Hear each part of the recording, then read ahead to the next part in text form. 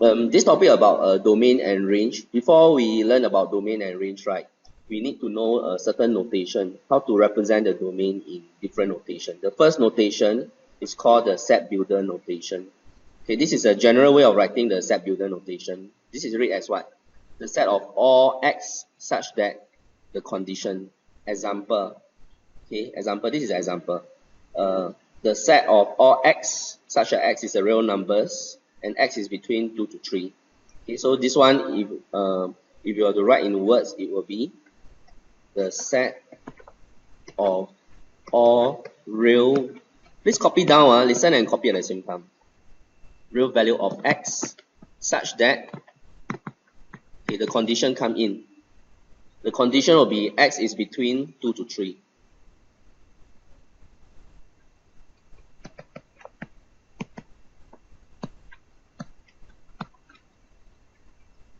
Between 2 and 3.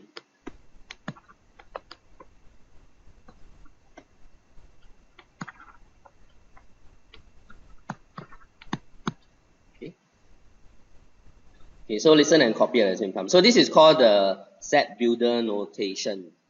Okay, there's another notation. Later we will see how to make use of this notation. Okay, there's another notation. It's called the interval notation. Now, interval notation will be new to many of you. Okay, so I'm going to spend maybe 5 to 10 minutes to explain this. Now, let's say I have a value of x, right, from let's say negative 2 to 3. So it can be equal to negative 2 all the way to 3. So what I can do is to represent this in interval notation, right? I can write as a square bracket, negative 2, then until 3, another square bracket. Now the square bracket means it can be equal to negative 2. Okay, then the comma means all the way until 3, and it can be equal to 3. So this implies that x is greater or equal to negative 2, x is smaller or equal to 3.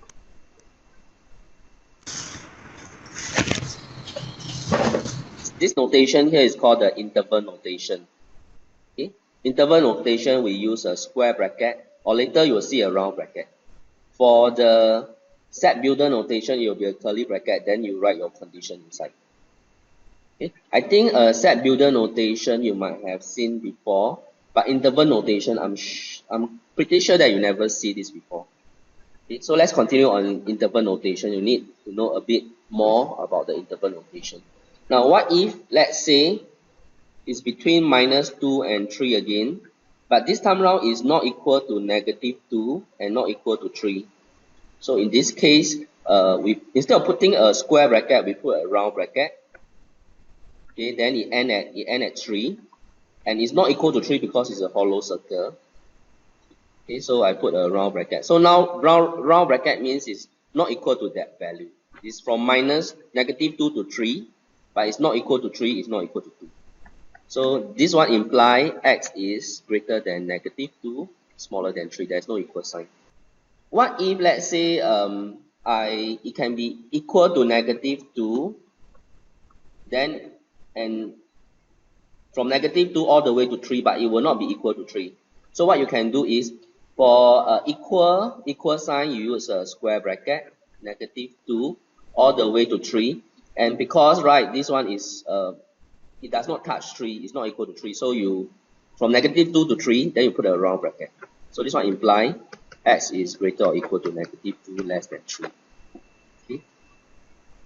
And the last case will be hollow solid circle here. So this one, I think you should know what happened already.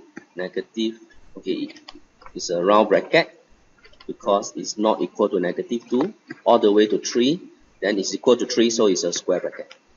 Okay, we are done for the notation. Okay, let me proceed. Okay, now we are going to spend around 1 hour from now onwards talking about domain and range. Okay, okay, let's say I have a input x here. This x pass through a function f. So this is the output fx. So this is the input, Okay, this is the input, this is the output. Okay, when we talk about domain, right, domain, we always talk about the allowed values of the input, which is the x value. When we talk about the range, right, basically is we are going to get the value, the range means the y lah, okay, the y. The minimum y to the maximum y. Now this is just an introduction, don't worry. Okay, for now, I like to concentrate on domain. What is domain? Okay, please highlight this. Okay, if x and y are related by the equation y equal to fx, then the set of all allowable inputs, okay, or the x values is called the domain. So the domains, right, is the allowed value of x that you can pass to this function. Okay, the keyword here is really allowable inputs. Please highlight this. Later we are going to show you some example. Okay. Then what is the range? Range is the set of output, the y value, the range here, that result when x vary over the domain. Okay. Now this is ambiguous for you now. Okay, but not to worry. Later we'll have some example. Now I attempt to explain domain and range using this block diagram. Now I'm going to explain domain and range using a graph.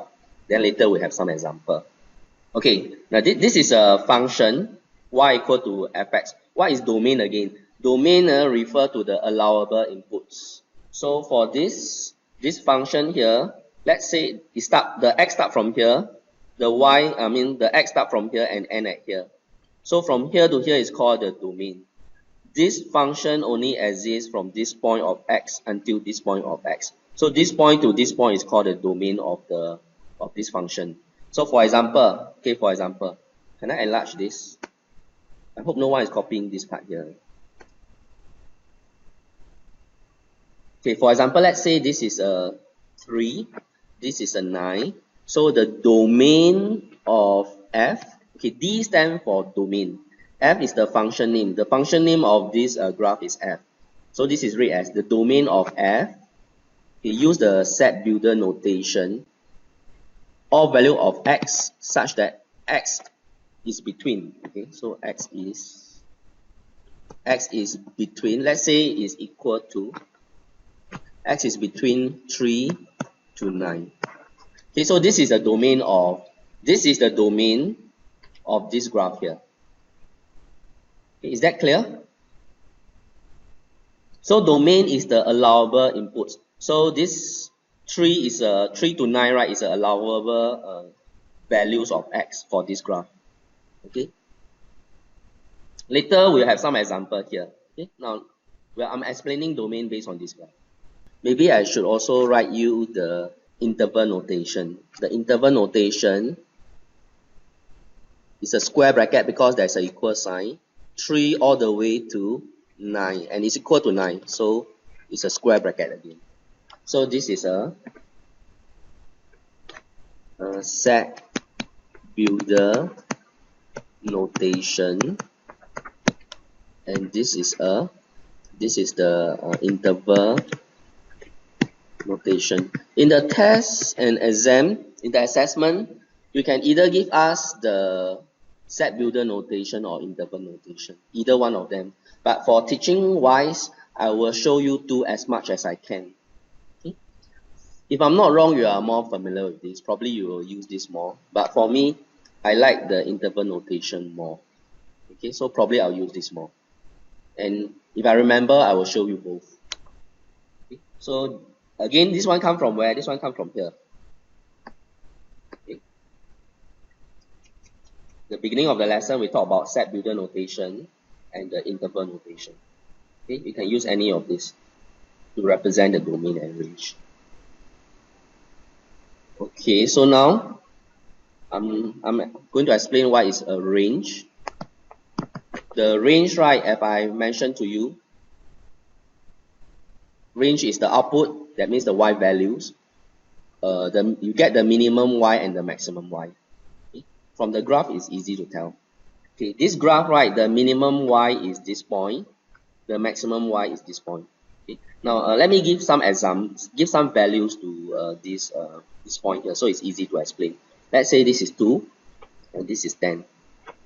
That means the range of this function, right, is this. In set builder notation, now instead of x, now we're concerned about a y such that y is between 2 to 10, assuming it's equal. And in the interval notation, it means 2 all the way to 10, and it's a square bracket because it's equal to 2 and equal to 10. Now one interesting point to note that the smallest x value doesn't give you the smallest y values. Okay, the smallest y is at here, and the biggest x value not necessarily will give you the largest y value. The largest y value in fact is here. Okay, so in this range, in this domain here between 3 to 9, you attempt to find the smallest y and the highest y that constitute to the range. Okay, I would like to focus more on the domain first. Okay, let me do example 1. Okay, let me recall your memory again about domain. Domain, right, refer to the allowed values of x. Okay, allowed values of x. Now, if you take a look at this function here, now we are not given a graph, we are given a maths expression, and from this maths expression, we are going to find the domain and the range. How? Okay. Now, go back to the definition.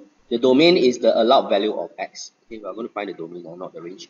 Domain is the allowed value of x. Now, for a square root, right, a square root function, if let's say whatever inside the square root is a 0 or positive, that is allowed. If inside the square root is a negative value, that means the x value is not allowed. So what is important here is whatever inside the square root, right, must be 0 or positive. Meaning x minus 1 must be greater or equal to 0. Okay, whatever inside the square root, which is a x minus 1 for this case, must be greater or equal to 0. Here will determine the domain if we solve for x. That means x must be greater or equal to 1. Okay, so the domain of f, if in set builder notation, it will be all value of x such that x is greater or equal to 1. Okay, in the interval notation, the one with the bracket, because there is an equal sign, so put a square bracket. 1, okay, greater or equal to 1. That means if I draw the number line, is here all the way, okay, all the way until infinity. So we say from 1 until positive infinity. Now infinity, should I put a round or a square bracket? Infinity is just this symbol is just to represent something very big. And what is the exact value we don't know. So we don't put a square bracket which indicate is equal. We put a round bracket. Okay, from 1 to positive 50. I pause a while. Anyone have any questions? No, but I'm meaning the set builder notation, the curly bracket. Oh, okay. The set builder notation is always a curly bracket. So this is set builder notation. This is x. Then this is the condition. This is interval notation. Equal to 1 with a square bracket. If let's say greater than 1 without equal sign, it will be a round bracket. Someone asked in the chat box, exclusive of 3 and exclusive of 9, then it will be a round bracket 3 to 9. Okay, exclusive of 3 and exclusive of 9. Okay, it's a good question. You know? I should give you more insight about this value of x. Now, if you substitute, let's say these are the allowed value of x called domain. Now, let's say x is 2. We substitute 2 into this expression. So square root of, okay, x minus 1. If let's say x is 2, 2 minus 1 will give us square root of 1. And square root of 1 is just a 1, so it's allowed. Okay. Now let's test one value. This value 1, right? So this side will be, let's say 0. I use a value of 0. 0 is not within the domain. Our domain is x greater than 1. So I'm going to substitute 0 into here. So square root of 0 minus 1. You realize, right, it's square root of negative value. So this is not allowed. So that the meaning of domain really means the allowed value of x. So once you solve for x minus 1 greater than 0, these are the allowed value of x you can use for this function. So, and how to write this domain down? The notation you can use either the set builder or the interval notation. Okay, so 1 to infinity. Okay, let me explain this one first. This is easier to understand. Part 4. Okay, now just now we have a square root function. So square root function, right, whatever inside the square root must be greater than 0. That will determine the domain. If you have a division here, something divide by something, so divide by 0 is not allowed. Can you please write this one down? Okay, for a fraction, right, okay, you have to take care of the expression at the bottom part of the fraction. Divide by 0 is not allowed. Okay, so for this is a fraction. To determine the domain, right, I just look at the denominator. That means the bottom part of the fraction. Divide by 0 is not allowed. So what value of x will cause this fraction to be divided by 0? Anyone?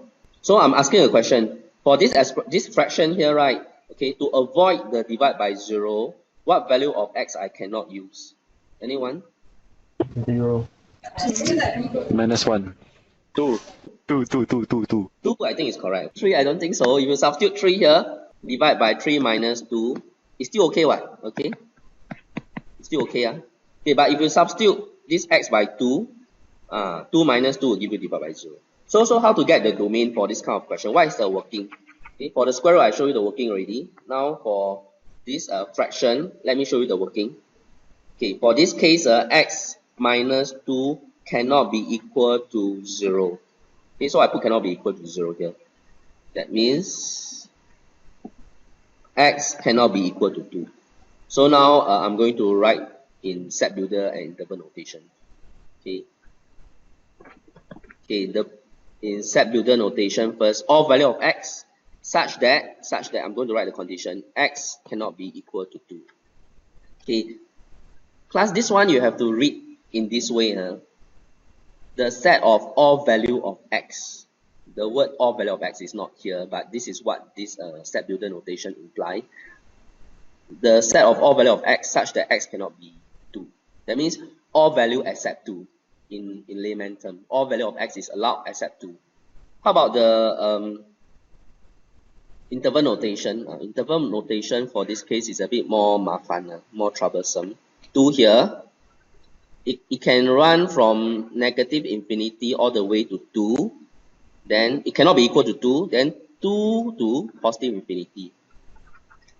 So in set interval notation, negative infinity all the way to 2, but cannot be equal to 2. So it's a round bracket again. Union 2 to positive infinity. Now, although the interval notation look a bit longer, but to me I think it's clearer. For the positive infinity, right, if we never put any sign, right, okay, is it regard as positive infinity? Okay, good question. I think the question here is, if you didn't put a positive, does it imply positive infinity? Okay, I will take that as positive infinity. Yes. For the set notation, right, do we have to put a real number sign before we set that it's not equal to 2? Okay, good question. Do we need to put the real number r? Okay, not necessary. Put something like this is good enough. Okay, now for this, right, this is a fraction, so it's easy. So the first factor, x minus 1 cannot be 0, so x cannot be 1.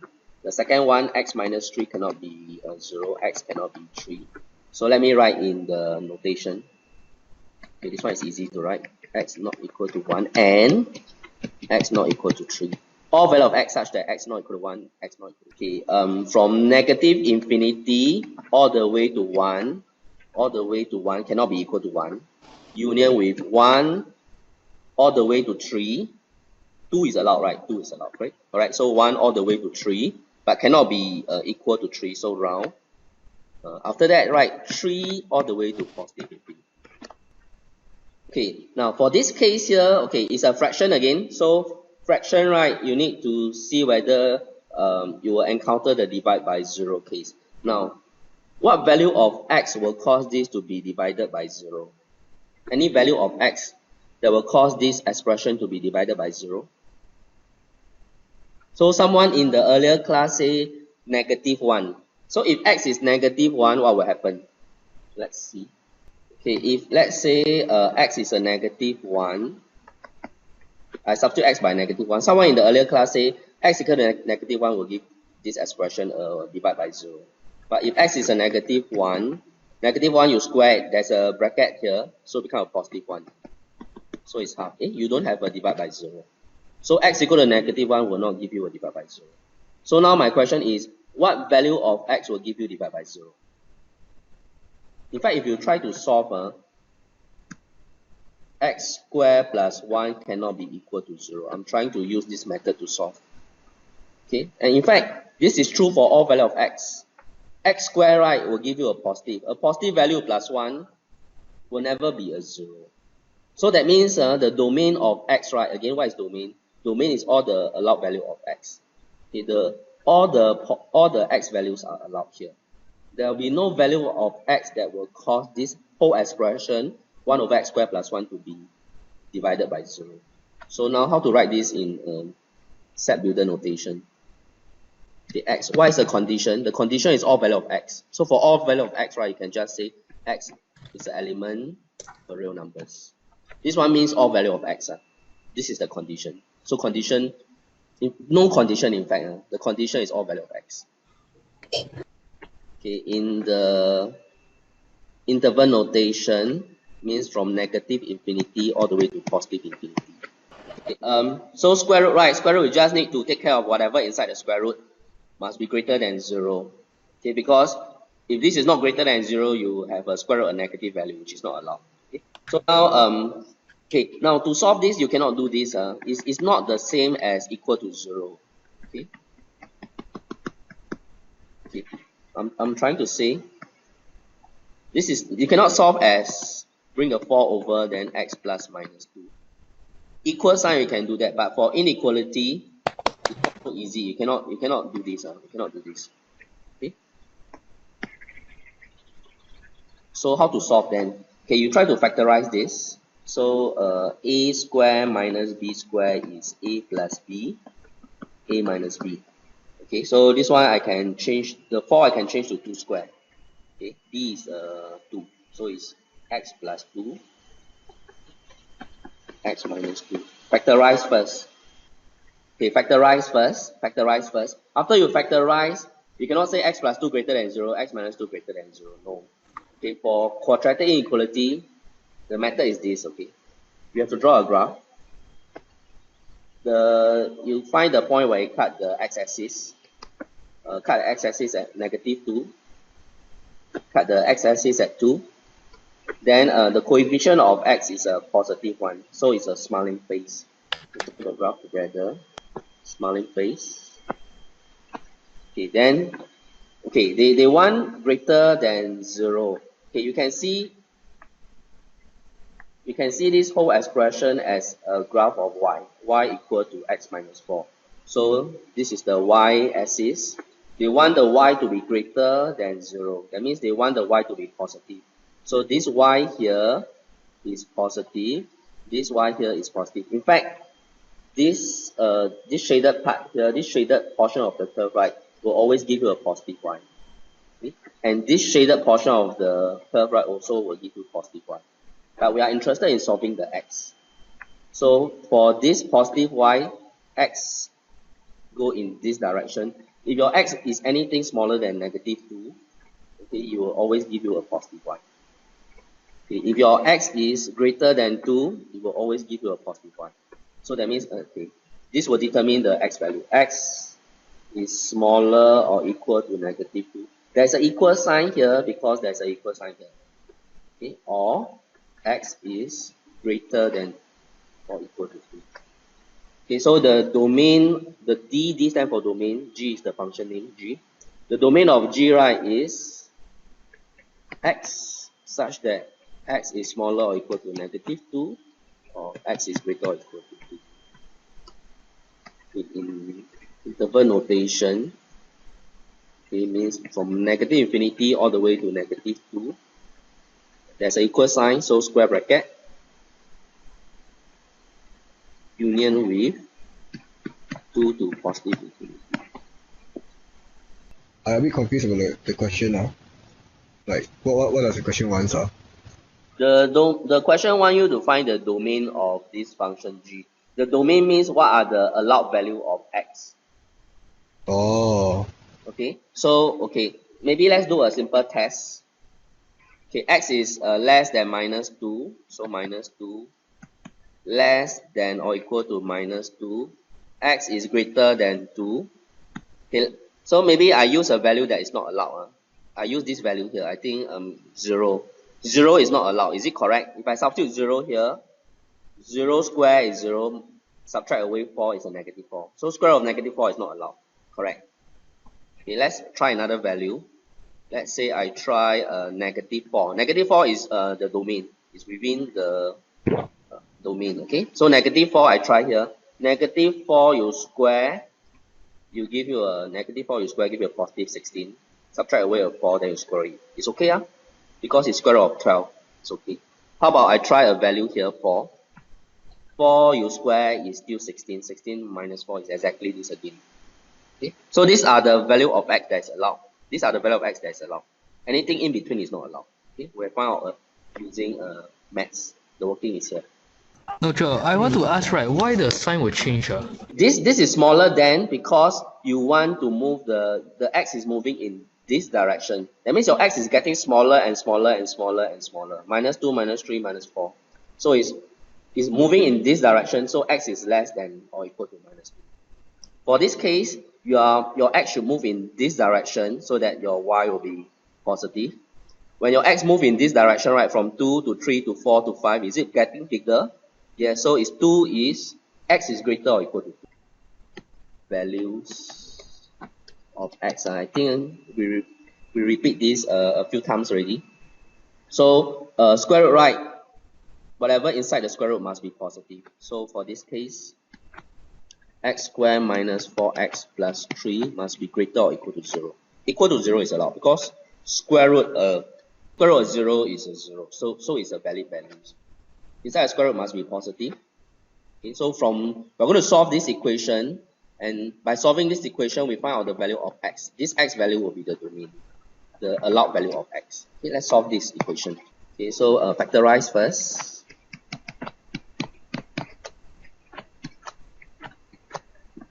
Okay, now like what I say, this is an inequality sign. It's not an equal sign, so you cannot use the equal method to solve. Case you draw a graph. It cut at 3. I let this one to be 0, so it cut at 3. I let this one to be 0, it cut at 1. So it's a smiling face. So I draw that smiling face. Now we want greater than 0. So greater than 0. This part of the y will give me greater than 0. This part of the y will give me greater than 0. This is y is less than 0, which we are not interested. We are interested in greater than 0. So for greater than 0, now I'm looking at the x value. This x right must go this direction for this y to be greater than 0. This x right must move this direction for the y to be greater than 0. So the domain of f is all value of x such that x is smaller or equal to 1. X is greater or equal to 3. Okay, there's an equal sign because there's an equal sign here. If there's no equal sign here, there will be no equal sign here. The quadratic equation got a square root, is it? Quadratic equation got the square root. Yes, but okay, when you find the domain, you are not going to include the square root. Again, what is domain? Okay, I think your confusion is how come I didn't include the square root in this equation, is it? Yeah, okay. For domain, right, we are asked to find the allowed value of x. So inside a square root, if this is this square root, if this value here is positive or 0, then that will help us to determine the allowed value of x. So once we see the square root and we are asked to find the domain, we just concentrate on whatever inside the square root. Whatever inside the square root, which is this as expression here, must be greater or equal to 0. Okay, thank you, sir. Yeah, no problem. And for fraction, right, for fraction, what you need to concentrate is the bottom expression. The bottom cannot be divided by 0. If the bottom, the value of x that caused the bottom to divide by 0, right, you have to exclude that value in your domain. Okay, so these are the two things we look for. Fraction, look for divide by 0. Square root, right, whatever inside the square root must be greater than 0. Then you go and solve for x. The x will give you the domain. Must we always like draw the graph? Like if you can see it mentally, can you just like write it? So my advice is do draw the graph. It will help you to get the correct answer. Okay. So okay, in short, your answer is yes if you can get the correct answer. Example 8. Now example 8, I will do A. Now we have domain. We're asked to find the domain, and we're asked to find the range already. Okay, let's find the domain first. The domain, I think everyone should know. But I still want to repeat this. Domain allow values of x.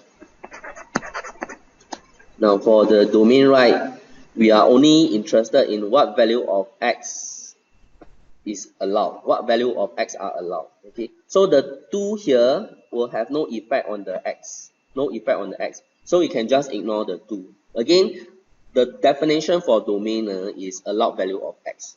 This 2 here has no effect on the x values. So you can just ignore the 2. Okay, whether it's there or not, it will not affect the domain. Okay, so you just concentrate on this expression here. So this is a square root, right? So we have to find the value of x such that it will not give us a negative value. So x minus 1 must be greater or equal to 0. So x must be greater or equal to 1. So the domain of the function f is all value of x such that x is greater or equal to 1. Okay, in the interval notation will be from 1 all the way to positive infinity. Okay, so this is domain.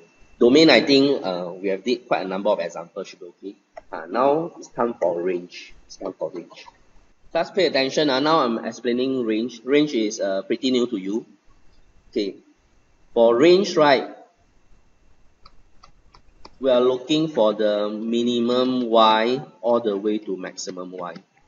In this domain here, what is the value that will cause the minimum y, and what is the value of x will cause the maximum y? That is the range. Now before I explain this, let's go back to the earlier chart here.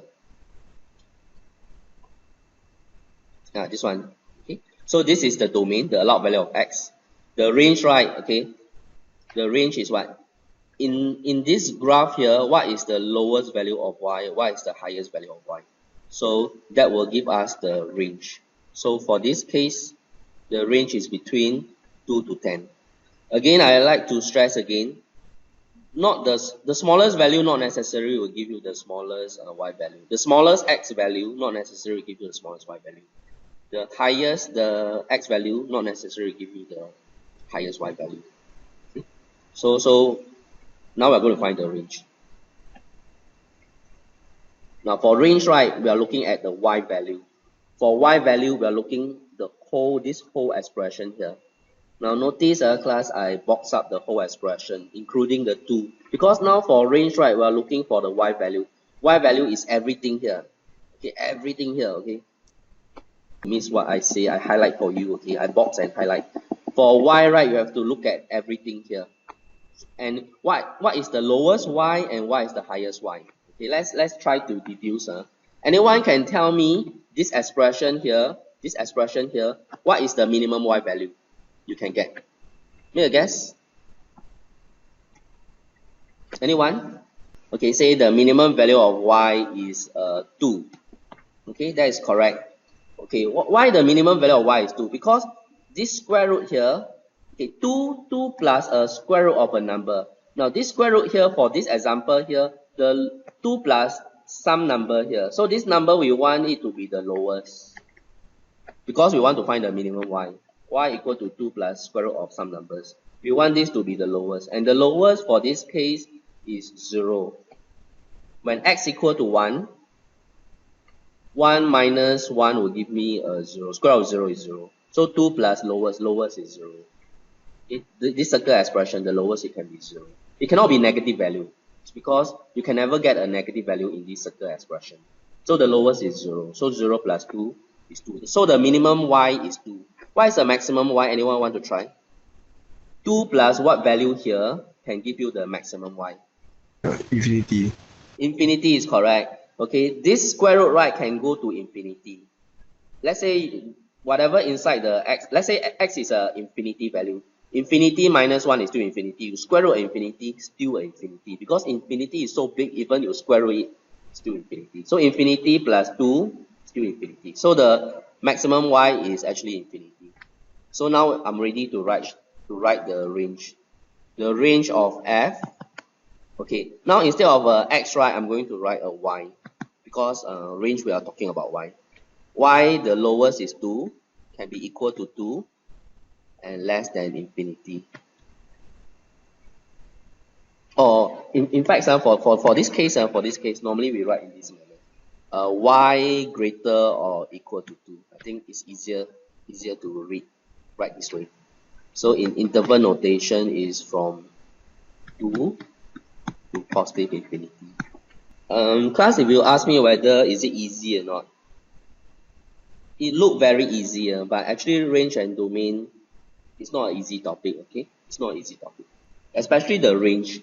By looking at the expression, sometimes it's hard to tell whether what is the lowest y and what is the highest y. Okay, example 9. Example 9, find the domain and the formula for the function. We are given the function f, function g, and we are going to find the formula for f plus g, f minus g, f divided by g, and f prime times f. Okay, now the solution is given. I just need to work out one example to let you have a feel of what this example is about. No need to copy. I just need your attention. Okay, very fast for this one. Okay, find the formula first. Then after that we find the domain. Find the formula first. The formula for f plus g. Oops. F plus g. This one means what? This one means okay. This one means f plus g. Okay, or another way of writing. I think this is clearer. Fx plus gx. Okay, this is what the question wants. F plus g that means fx plus gx. And fx we are given 1 plus square root of x plus 2. Like what I say, this one no need to copy. Okay, just listen. The solution is given. And the gx, right? The gx is x minus 2. So plus 1 subtract a 2 is a subtract a 1. The x copy down. The square root copy down. So this is a expression for fx plus gx. This is a formula for fx plus gx. Nothing difficult. You just add the two functions together. So we have answer to this part of the question. Now I'm going to answer to this part of the question. Find the domain. Find the domain of fx plus gx. Now this is called operation on function. The operation that we are dealing now is a positive. For operation of function, right, to find the domain, we don't look at the final expression.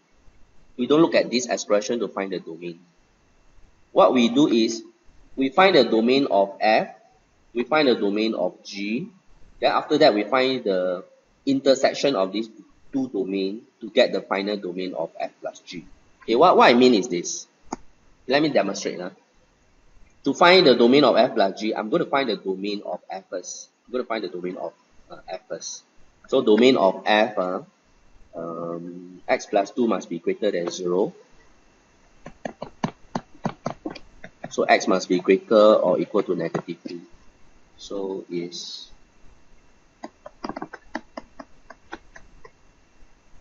okay. Now I'm going to find the domain of g.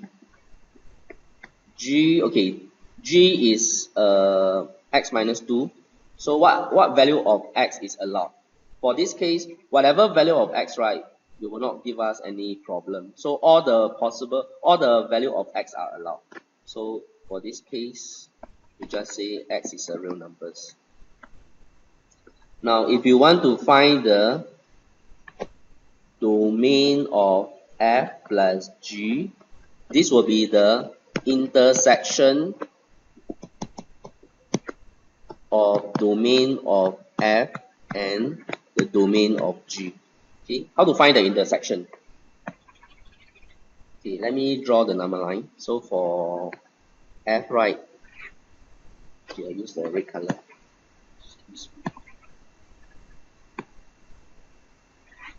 Okay, -2 is here, greater or equal to -2. Okay, then the purple color one. The purple color, okay, by the way, this one is the domain of F. Now the purple color one is the domain of G, is all value of x. So from -infinity all the way to positive infinity.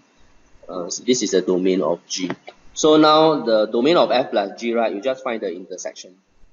The intersection between the two domain will be this. So the domain of F plus G will be greater than -2, from -2 to infinity.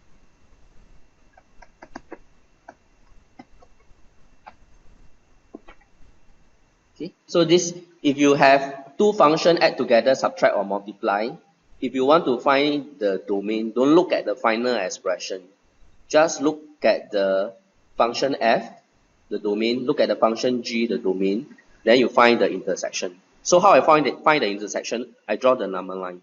This number line, then I go and shade the region that is common to both. Now the rationale is this. The F plus G, right? Okay, this expression come from F and come from G. Okay, so you find the domain of F first. The domain of F, that means the value of x that's allowed for the function F. The domain of G, that means all the x value that's allowed for G. So F plus G, right, since it comes from F and comes from G, it must be common to both. The value of x must be allowed in F and allowed in G, and that is the intersection. Okay, I hope you understand what I'm trying to tell you. F plus G come from F, come from G. So you find the domain of F, you find the domain of G, then you find the intersection. Intersection means that value, right, will be allowed in F and will be allowed in G. That is the intersection. Okay, so F plus G I've explained already. F minus G is the same. You get the expression, and so this is the minus 2 to positive infinity. This is what I'm trying to say.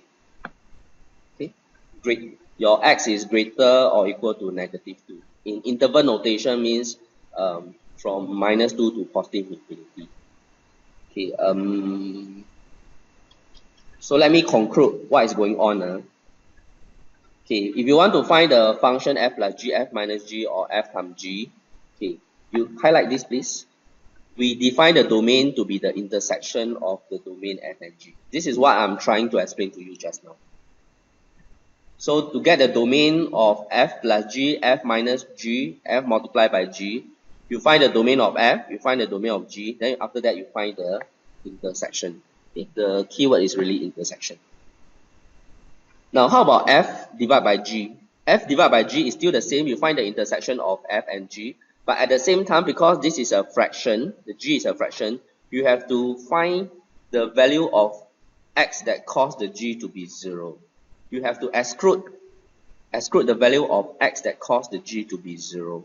Okay, let me go back to the example earlier on. Okay, let me erase this.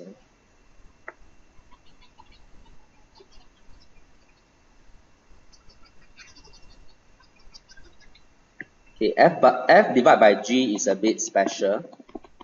So f is 1 plus square root of x plus 2 divided by g. Okay, so now the domain of f divided by g, right, it will be still the intersection. This one still apply. This one still apply. It will be still the intersection, except you have one more condition. The condition is whatever here cannot be 0. Hope you cannot see. Whatever here cannot be 0. Because this is a fraction, remember, for a fraction you cannot have a divide by 0 here. So the intersection still apply, and one more condition, the denominator cannot be 0. So x minus 2 cannot be 0, x cannot be 2. So where is 2? 2 turned out to be the domain of the intersection. 2 is here. So this 2 here, you have to exclude.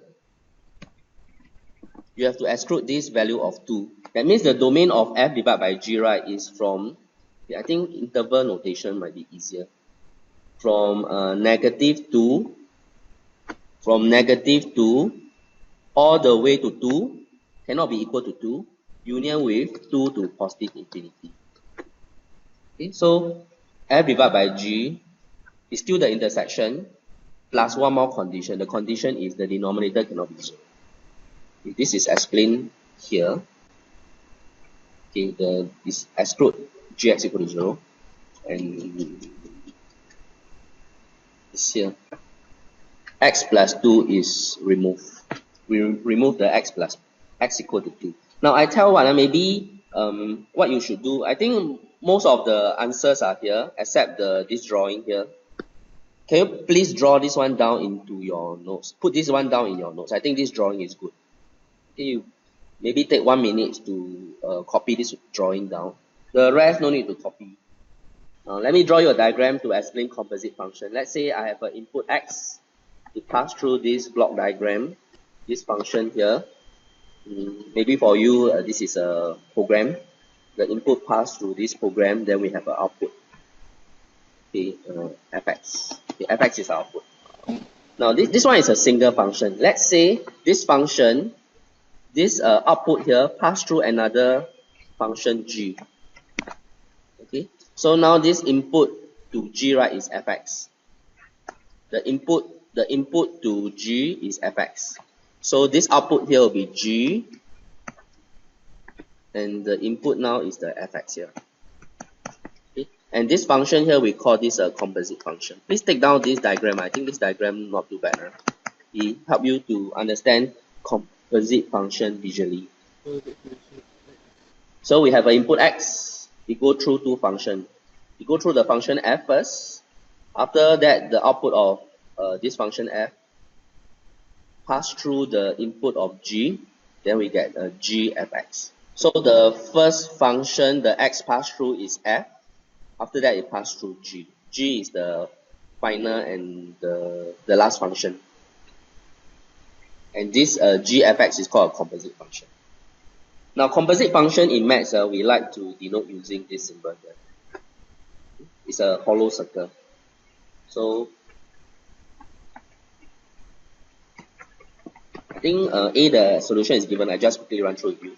This one we can just write as f g x. Now, to find the expression for f g x, right, I like to put a bracket here. So, gx, right, what is gx? Gx, the expression is square of x. So I write the square of x here. Again, I'm explaining how to find the composite function. So they want us to find the composite function f gx. So I rewrite this as this. So now I put a bracket nearer to the function nearer to x. So the function nearer to x is g. So this is the first function the x has to pass through. So I put a bracket here. Gx, what is the expression for gx is square of x. So I replace the gx here by the square of x. The question says so. Now okay, the input to f, right, is square of x. So when this is a x, the output will be a x squared plus a 1. If this is a square root of x, it will be a square of x squared plus a 1. So that means instead of x here, I need to replace by square root of x squared plus a 1. So eventually the result will be a x plus a 1. Okay. So, okay, this part you no need to copy. In fact, the answer is here. I just walk through with you. B you need to copy already. The solution is not there. So let me write down fx first.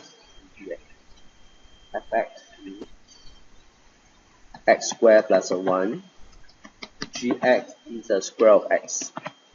I'm supposed to find the composite function g fx. Earlier on we find f gx. Now we find g fx.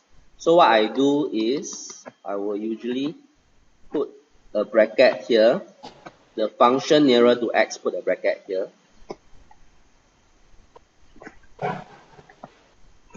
Okay, fx, what is fx? Fx is x squared plus 1. So I replace the fx by x squared plus 1.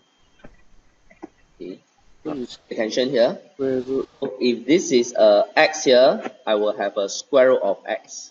If this is a GA here, I will have a square root of A. GB here, a square root of B. Gx squared plus 1, we will have a square root of x squared plus 1. Okay, so square root of x squared plus 1.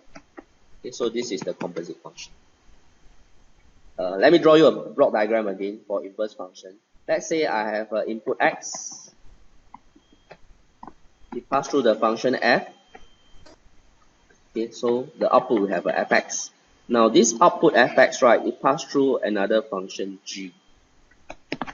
Okay, and okay, this g output, right, this g, what g did is, the output of g, right, will give back a x value. That means we started off with x. Okay, the input to all this function is x, but eventually the output is x. So what is happening is this. Let's say this f is a do function. Do, that means you do something to the x, you get fx. Anyone can tell me what is g doing? What is this g? If the f is a do function, the g must be a. Anyone smart here? If f is a do function, what must be g? So that we pass in x here. After it passing through this function f, we get a fx. It's not x, it's fx. But this fx, after passing through g, right, we get back the x value, which is the original value. So if f is a do function, the g must be a Undo. undo is correct. Okay, undo is correct. Okay, very good. Huh? Okay, so g is an undo function.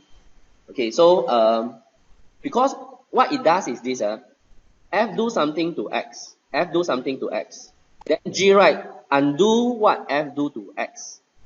Okay, g undo what f do to x, so that the output become a x. Okay, if g is not an undo function, it will never get a x. So for the undo function, right, there's a name to it. We call this an inverse function.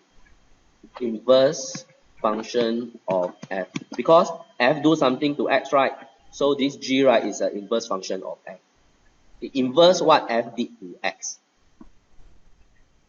Okay, so for inverse function, we use this symbol here, f inverse x. So the output, right, will be what? Okay, the output will be f inverse. Okay, this one come from here. Then the input to this inverse function is this fx. So we put an fx here. Maybe I use a black color. Class, I think the block diagram is quite good. It does explain the concept of inverse function. Okay, so f inverse is this block here. The input to f inverse is fx. So the input is fx here. So f inverse f, the result will be a x. Okay, this is the output. I shouldn't draw a box here. Later I show you how to get the f inverse mathematically. So this is the output function. Find a formula for the inverse of fx equal to square root of 3x plus 2. Okay, let's do this first. Find the formula for the inverse of fx. Okay, how to find the formula? There are three steps to help us to find the formula. To find, okay, listen and copy at the same time. To find f inverse x. Okay, the first step is we let y to be the expression, to be this expression here. Okay, the second step is we make x the subject of formula. Okay, later after all this, I will explain what we are doing. We make x the subject of formula. So square both sides. So y square minus over 3 will be x. So x will be equal to y square minus 2 over 3. So we have made x a subject of formula. Step 3, we interchange, replace y by x. Okay, what it means is this for this part here. Fx is equal to y, because I let y to be the original expression, and I let y to be the original expression. The original expression is actually the fx. So that means fx and y, they are equal. So to find the inverse, I just need to, now this is a step just to find the inverse. Okay, it's just a step only. Later I'll explain what this inverse means. Okay, let me swap the x and y position. So this will be an inverse. And what is x? X is actually this expression here. Y squared minus 2/3. So put back, replace the y by x, replace the y here by x, replace the y here by x. We have actually found a formula for the f inverse already. That means fx is square root of 3x plus 2. This is fx. The inverse of this expression is this one, x squared minus 2 divided by 3. The procedure to find the f inverse. You let y to be the original expression, make x a subject of formula, then you just swap the x and y position, that will be the f inverse. Then you replace the y by the x. This x expression you get from here. Then you replace the y by the x. So this is the answer, f inverse. Now I'm going to spend 2 minutes to explain the significance of this result. Okay. Now if you still remember, right, okay, f, just now earlier on I used the word do for f. F do something to x. F inverse, right, what it does is undo. Undo what f do to x. Okay. Now let's take a look what f do to x. So this is the x. What f did is, first it multiplied by a 3. Second, it add a 2. Third, we do a square root to the expression. So if what f did to x, right, it did 3 things. Multiply by a 3, add a 2, square root it. Okay. Undo function will do the opposite of what f do to x. So we start from the last operation, which is a square root. So x, right, you square it. Just now we square root the expression, right? The opposite of a square root is a square. Instead of adding a 2, now we subtract a 2. You subtract the 2. Instead of multiplying a 3, you divide by a 3. So this is exactly undoing what f did to x. Now let's answer to the last part of the question. State the domain of f inverse. State the domain and range of f inverse. I'm going to find the domain of f inverse and the range of f inverse. Now for the domain of f inverse and the range of f inverse, just like the operation on function earlier on, we are not going to look at the final expression. This is the f inverse expression. We're not going to look at this expression to get the domain of f inverse. We're not going to look at this expression to find the range of f inverse. We're going to use a fact. Okay, this here at this page here. The domain of f inverse is actually the range of f. That means if you can find the range of that range of f is actually the domain of f inverse. And to find the range of f inverse, right, you just need to find the domain of f. The domain of f will give you the range of f inverse. It's actually quite easy to remember. It's the opposite. Of f inverse, you find the range of f. The range of f inverse, you find the domain of f. Okay, let's apply this to the question. If I want to find the range of f inverse, I'm not looking at the original, looking at this final expression. I should look at the fx expression. What's the fx expression? The fx expression is square root of 3x plus 2. Okay, the range of f inverse is actually the domain of f, if you remember. Okay, this is a fact. Okay, so I need to find the domain of f. The domain of f is easy. 3x plus 2 must be greater or equal to 0. X must be greater or equal to negative 2/3. So the domain of f in interval notation, the domain of f, which is this, is from minus 2/3 to positive infinity. And this domain of f will give us the range of f. Actually, it makes sense. F inverse come from f. F inverse come from f. So the range of f inverse, right, cannot be determined by this expression. It has to be determined by the original function. The original function is f. The original function is f. So to find the range of f inverse, we just need to find the domain of f. Domain of f inverse will be what? Anyone? The domain of f inverse is actually the what? The range of f. Range of f. Range of f. Okay, thank you. The range of f. Range of f, right? Okay. So for range, if you still remember how to find range, right, we are going to look at the whole expression here. The range of f, the whole expression here. So what is the lowest and what is the highest value? The lowest, I think it's quite easy. The lowest must be a 0. The highlighted expression, this whole expression. The lowest value of f is 0. The highest value of f, right, will be positive infinity. Okay, graph of inverse function. Okay, let me read to you the definition first. If f has an inverse, by the way, not all function has an inverse. If f has an inverse, then the graph of y equal to fx and the graph of y equal to f inverse x, right, are reflection of one another about the line y equal to x. Okay? That is, each graph is the mirror image of the other with respect to that line. Okay, what this one trying to say is this. Let's say I have a function fx is equal to 2x. Okay, this is the blue color graph, straight line. And the inverse of this, right, 2 multiplied by x, the inverse of f will be, instead of multiply by a 2, you divide by a 2. That's why you have x over 2. So this is the f inverse. This is the f inverse.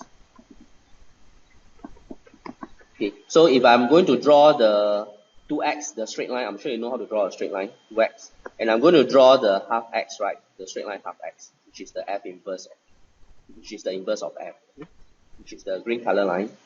You notice that the green and the blue, right, is a reflection of one another about the line y equal to x. So this is the line y equal to x.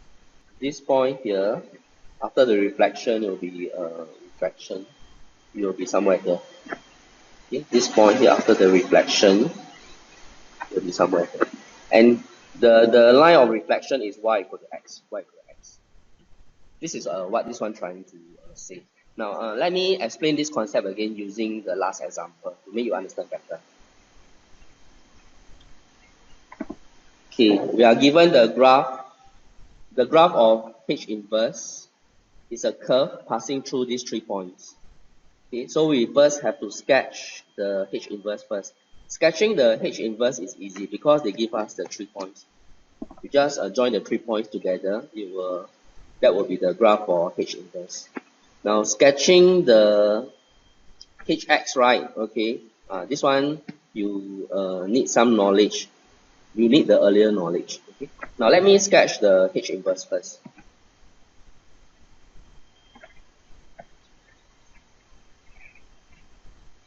X, this is the 1.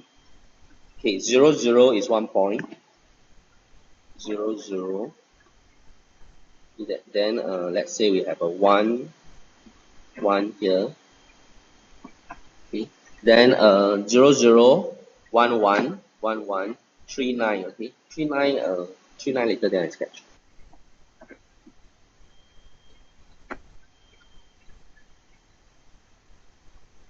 Slightly better. Okay, so this is a graph of y equal to h inverse x. Okay, roughly, this point here is 3, 9.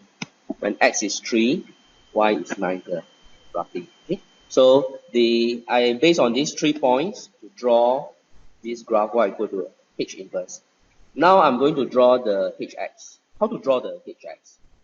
We know that this and this, right, these 2 graphs, they reflect each other at the line y equal to x. Y equal to x. So I'm going to draw y equal to x first. Y equal to x when x is 0, y is 0. This point, I use the color. This point here. When x is 1, y is 1. This point here. 2 point is sufficient for me to draw a straight line. So the straight line will be something like this. Imagine this is a straight line. Okay, and the purple color graph, right, is going to reflect on this green color graph to get the hx. Okay, the purple color graph is the h inverse. The green one is y equal to x. So the purple color graph is going to reflect on the green color graph to get the hx. Okay, so I use a red color then for the hx. So this one no change. So purple you reflect on the green, the graph will be something like this.